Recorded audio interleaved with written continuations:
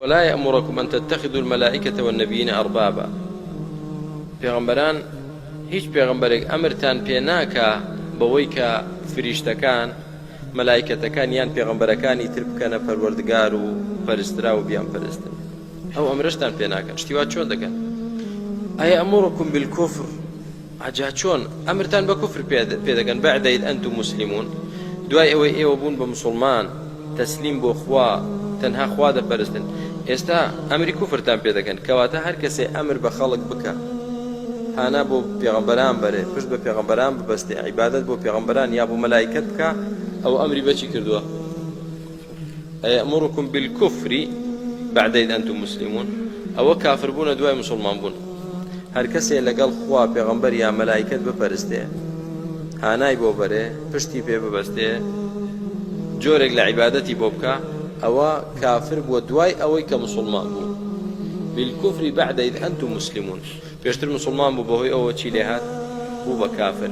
هەر کەسێکیش بە خەڵک بڵێت، جا لە وتار بێت، لە محاضەڕە بێ، لە دەرس بێ، بە خەڵک بڵێ کاکە بە قسەی ئەمانە مەکەن، ئەمانە دینی تازەیان هێناوە، بەڵێ پێغەمبەران و پیاوچاکان پێویستە لەگەڵ خوا هانایان بۆ بەرین، ئەمانە لە خوا نزیکمان دەکەنەوە، بەڵێ کەوتت یا ئەڵڵا بڵێ یا ڕەسوول ئەڵڵا هاوار، بڵێ غەوسی بەغدا هاوار، ئەوە ئەمرت بەچی پێ دەکا؟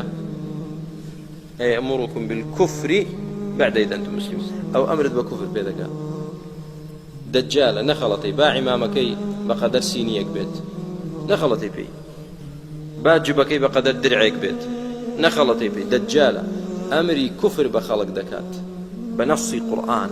ئەم دوو ئایەتە وەکوتم براکەم ڕەگ و ڕیشەی شەخص پەرستی دەردێنێ کە دروست نەبێ کە پەرستنی مەلائکەت و پەرستنی پێغەمبەران کوفر بێ، لە دوای ئیسلام بوون ڕددە و هەڵگەڕانەوە بێ لە ئیسلام.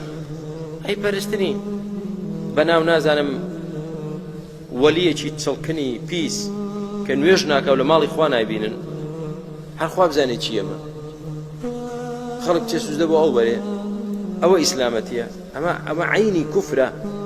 ئینسان چێ سوزدە بۆ شێخێک ببات، سوزدە بۆ قۆندەرەکەی ببات، داوا لەو بکات، ئەمە کوفرە، ئاەتی قورئانی لەسەرە، ڕوون و ئاشکرایە.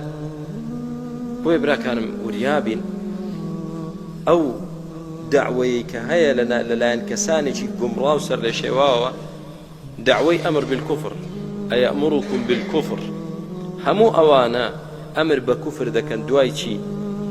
دوای مسلمان بوونی خەڵک دەیانێت ئەو خەڵکە بەرەو کوفر بجێڕنەوە، دوای تەنها خواپەرستی خەڵک بۆ گۆڕپەرستی و شەخصپەرستی دەجێڕنەوە.